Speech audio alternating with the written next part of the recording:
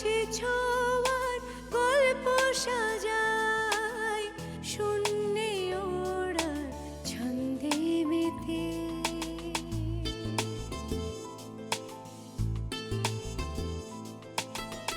আকাশে যে অসীমের ঠিকানায় সে যেন শুধু দৃশ্য সাজায়। যত গল্প ধাঁধায় হাত বাড়ালে বুঝি কেউ নেই। আকাশ ছোঁয়ার গল্প সাজায় শূন্যে ওড়া ছন্দে মেতে।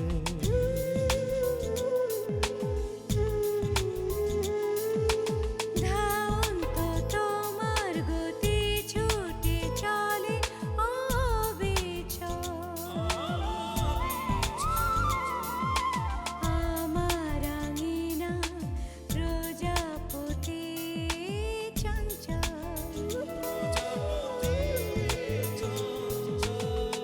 উড়ে উড়ে যায় কত অলি গলি অবিরত। যত গল্প ধাঁধায় মন বাড়ালে বুঝি কেউ নেই। আকাশে ছোঁয়ার গল্প সাজায় শূন্যে ওড়ার ছন্দে মেতে।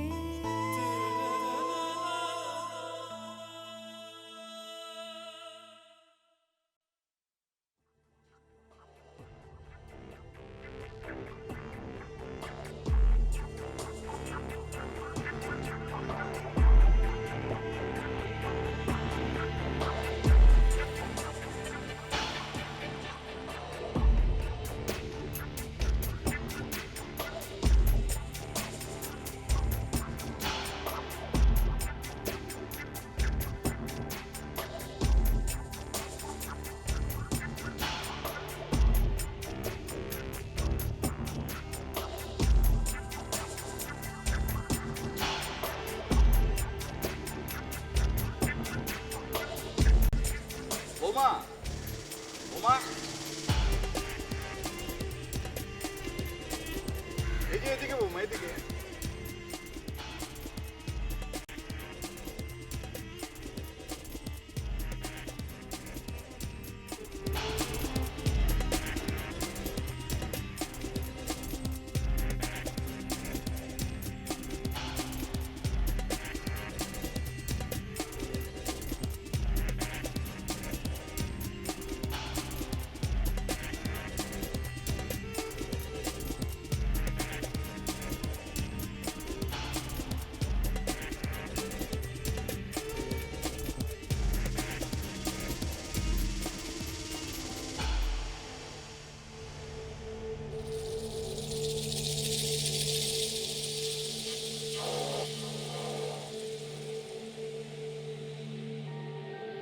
নমস্কার অমরবাবু।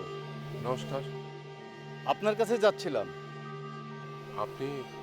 আগে আমি একজন উকিল।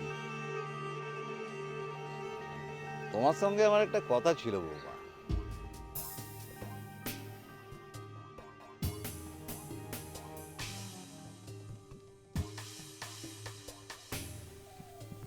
মিতা, তুই একটু যা তো, আমি আসছি।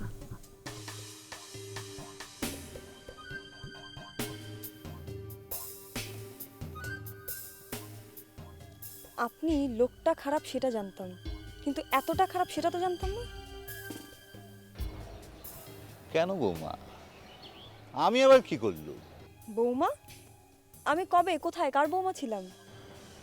কি আশ্চর্য, আমার চোখের ভুল। আচ্ছা, আপনি তো দীপাবলি নাকি? হ্যাঁ, আমি দীপা। কিন্তু আপনার কি দরকার ছিল আমার বান্ধবীর সামনে এভাবে চিৎকার করে আমাকে বৌমা বলে ডাকার?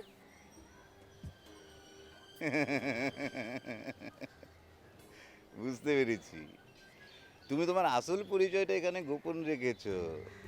কুমারী সেজে বসে আছো। খবরদার, আকবারি আর একটা কথাও বলবেন না। কি চান আপনি আমার কাছে? তুমি বোধহয় আমাকে ঠিক মতো চিনতে পারোনি। আমি হরদেব ঘোষাল। পেরেছি, আর বলতে হবে না। পেরেছো? কি আশ্চর্য, তোমার সঙ্গে আমার কখনো সরাসরি দেখা হয়নি, কথা হয়নি, তবুও তুমি চিনতে পেরেছো। সরাসরি কথা না হলেও আপনি আমার বাবার সাথে যা যা করেছেন তা আমার জানা আছে।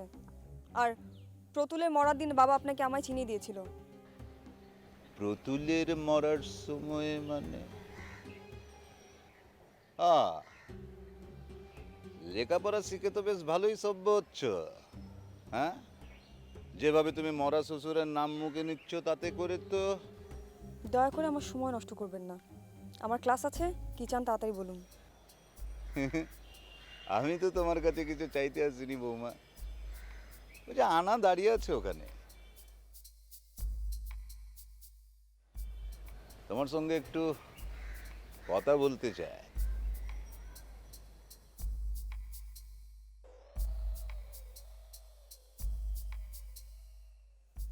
আমি এখন কারোর সাথে দেখা করতে পারবো না।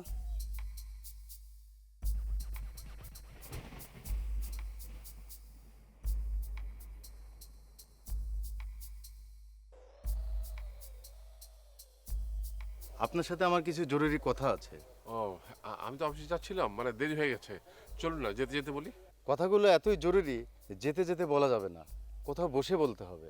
আর কথা শুধু আপনার সাথে না, আপনার মেয়ের সাথেও আমার কথা বলতে হবে। দীপার সাথে? কিন্তু দীপা তো হোস্টেলে থাকে। আপনার পরিচয়টা? আগে আমি রামাচন্দ্র দেশাই, হাইকোর্টের উকিল। ও, আচ্ছা আচ্ছা, ঠিক আছে, চলুন।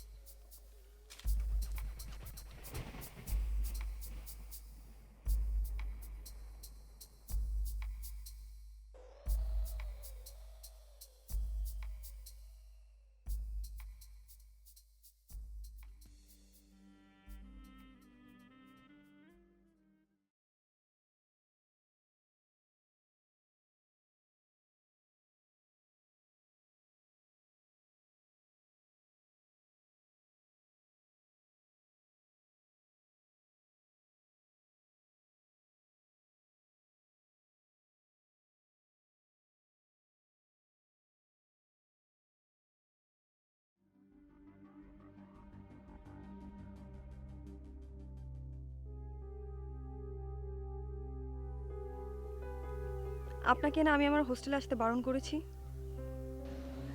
সেজন্যই তো আমি ভেতরে যাইনি দীপা। সে ভোর থেকে আমি এখানে দাঁড়িয়ে অপেক্ষা করছি তোমার জন্য। তাতে তো কোনো লাভ হলো না। যে জন্য বারণ করেছিলাম সেটা তো ওই লোকটা গিয়ে। আই আই তুমি কি বলেছো দীপাকে? ওমা, আমি আবার কি করলুম? ওই না আমার সাথে বেয়াদবের মতো আচরণ করলো। আরে আমি ওর শ্বশুরের বন্ধু ছিলাম, আর ও কিনা আমার সাথে চোখ রাঙিয়ে কথা বললো। থামো, বাদ দাও দীপা। যে কথাটা বলতে এসেছিলাম, মানে তোমার বাড়িতে কি কোনো উকিল গিয়েছে? উকিল? আমাদের বাড়িতে? কই, জানি না তো। ও, তাহলে তুমি কিছু জানো না? না আগে লে বাবা, যেখানে পুরো সম্পত্তির মালিক হয়ে বসে আছে সে নাকি কিছুই জানে না। দীপা,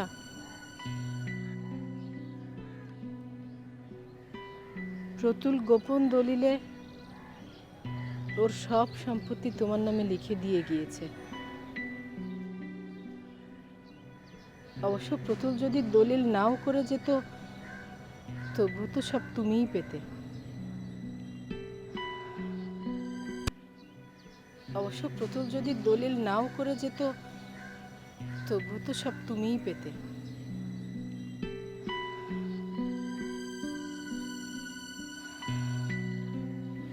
এখন আর কোনো কিছুই বাকি রইল না। দেখুন, আমি আপনাকে এর আগেও বলেছি সম্পত্তির বিষয়ে কোনো রকমের আগ্রহ আমার এখন পর্যন্ত নেই। জানি, আমি খুব ভালো করেই জানি। যার আগ্রহ ছিল সে তো এক কানা করিও পায়নি। আমাকে একেবারে পথে বসিয়ে দিয়ে গেছে লোকটা। সেটার জন্য আমি কি করতে পারি বলুন? আচ্ছা তুমি কি করতে পারো মানে? তুমি তো এখন সবকিছু। দেখো দীপা, এই মহিলা একবার তোমার জীবন বাঁচিয়েছিল, সেইটা মনে রেখে অন্তত এবার তার জন্য কিছু করো। দেখুন, এ বিষয়ে আপনার সাথে আমার এর আগেও একবার কথা হয়েছে। আমি তো আপনাকে আপনার মতো একটা ব্যবস্থা নিতে বলেছি। দীপা, আমার যদি অন্য আর কোনো ব্যবস্থা করার উপায় থাকতো তাহলে কি এই পোড়া মুখ তোমাকে দেখাতে আসি?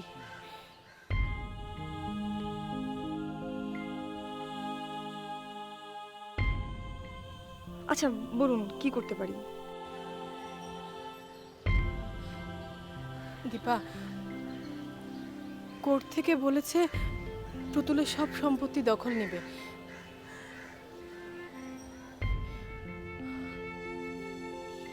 আমাকে ওই বাড়ি থেকে উচ্ছেদ করবে। দীপা, দীপা তুমি আমাকে বাঁচাও, আমাকে তুমি বাঁচাও।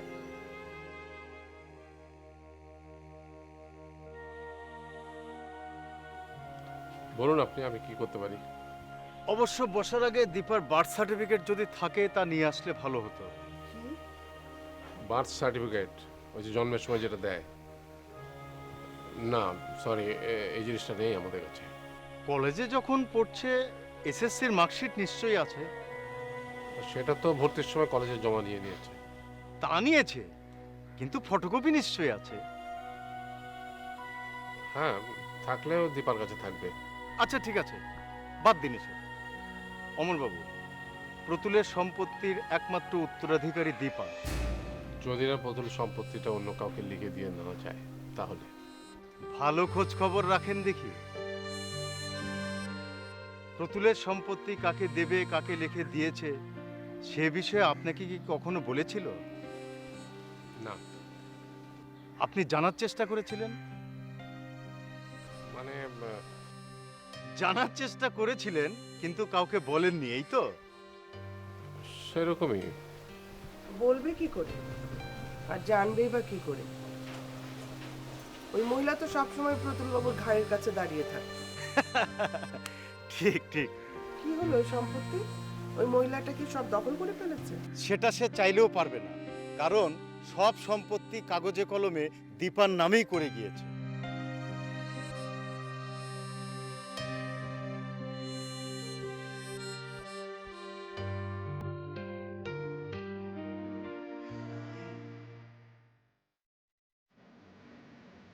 দীপা, তুমি যদি শুধু কোর্টকে একটু বলে দাও, ওই সম্পত্তি তো এখন তোমারই। ওই বাড়ি, সম্পত্তি, আইনগতভাবে তো সবকিছুর মালিক এখন তুমি। যদিও তুমি চাইলেই এখনই সবকিছু বেচতে পারবে না, কিন্তু যদি তুমি ভোগ করতে চাও, দখল, মানে মানে অন্য কাউকে যদি তুমি ভোগের নির্দেশ দাও, তাহলে সেটা কোর্টকে মানতেই হবে। দেখুন, আপনাকে আমি কতবার বলবো, ওই সম্পত্তির বিষয়ে আমার কোনো আগ্রহ নেই। কাজে এখানে আদেশ নির্দেশে তো কোনো প্রশ্নই ওঠে না। দীপা, 2টা বছর, শুধু 2টা বছর তুমি আমাকে থাকতে দাও।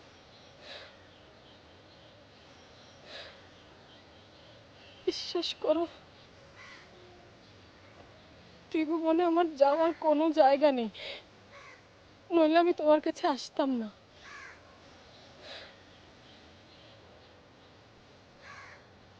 তুমি তো নিজে ওই বাড়িতে থাকবে না, অন্তত আমাকে 2টা বছর থাকতে দাও। আরে বাবা, ও বাড়িটা খালি পড়ে থাকলে তো এমনিতে বাদুর প্যাঁচারা আসতে না গেছে। তেলাপোকা, ইঁদুর বাচ্চা ফুটবে আর মাকড়সার জাল বুনবে। তার চেয়ে আনা ওখানে থাকলে তো অন্তত ওগুলো ধুয়ে মুছে পরিষ্কার রাখতে পারবে। থামবে তুমি? কোথাও কিভাবে কথা বলতে হবে আচর শিখে না। লে চালা, যার জন্য চুরি করছি সেই কিনা এখন বলছে চোর। চুরি?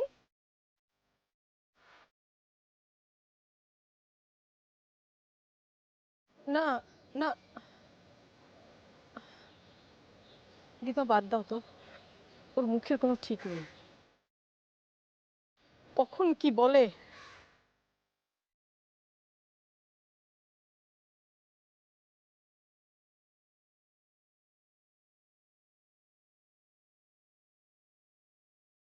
কিছু ভাবলে দীপা?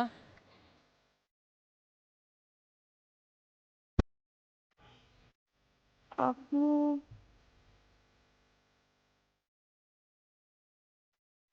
ঠিক আছে, আপনি থাকুন। হ্যাঁ,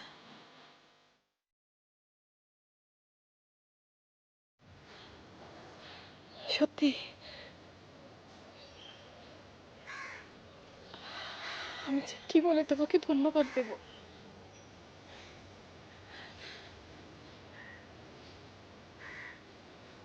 সারা জীবন আমি তোমার কাছে কৃতজ্ঞ থাকবো।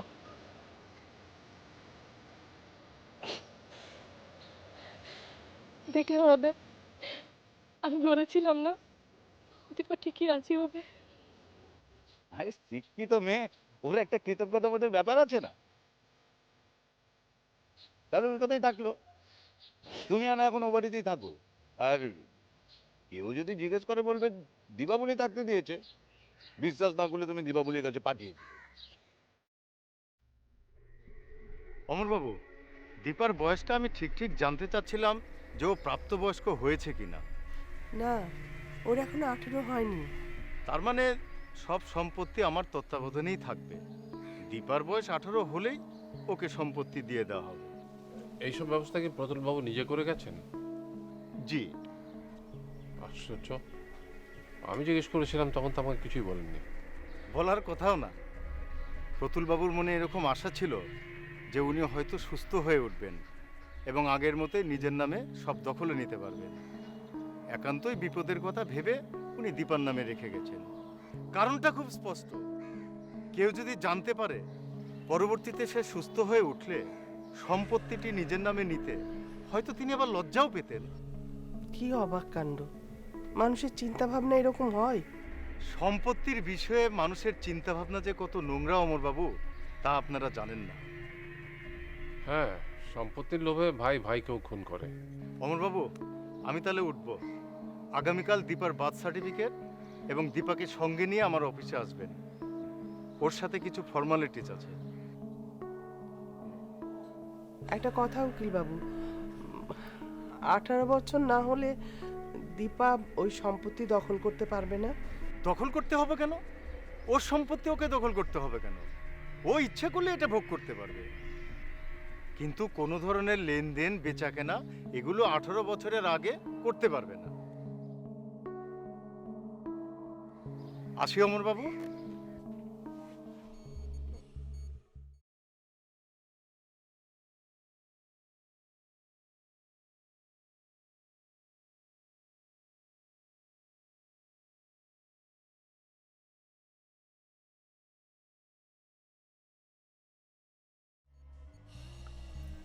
যাক, তাহলে আমাদের দীপাই পেল।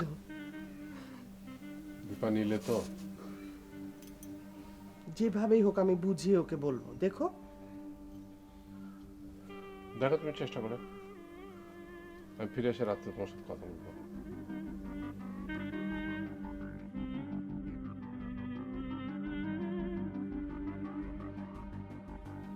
না, না, না, দয়া করে আমার কাছে কাউকে পাঠাবেন না।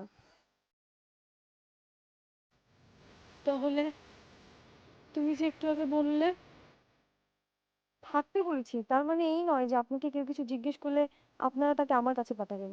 দেখুন, আমি এখানে লেখাপড়া করতে এসেছি। কেউ বারবার এসে আমাকে বিরক্ত করবে এটা আমি চাই না। বিশেষ করে ওই লোকটার সম্পত্তির ব্যাপারে কেউ আমাকে এখানে কিছু জিজ্ঞেস করবে, এটা আমার একদমই সহ্য হবে না। আচ্ছা, তাহলে তুমি একটা কাগজে লিখে দাও না দীপা। আশ্চর্য! এতক্ষণ ধরে আমি আপনাদেরকে কি বোঝালাম?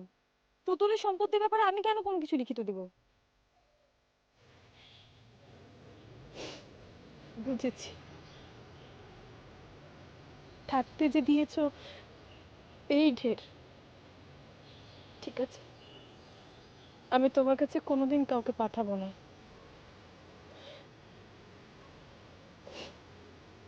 তোমার মুখের কথার উপরে যতদিন ওই বাড়িতে থাকতে পারি থাকবো। আসলে আমি একটু বেশি আশা নিয়ে এসেছিলাম। সারা জীবন যে লোকটার সেবা করেছি সেই তো আমাকে সবচেয়ে বেশি নিরাশ করলো।